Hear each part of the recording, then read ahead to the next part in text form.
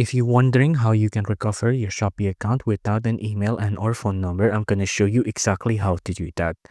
Now, traditionally, if you can't recover your email and or password, you just have to go to this section down here and you just have to tap on login.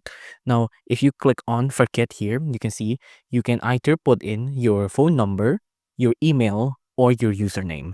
So if you don't remember your phone number or your email, but you do remember your username, you can recover it here, right? Just enter in your username and then just tap on this button to continue. But if you don't remember your username as well, another option is to contact Shopee customer support.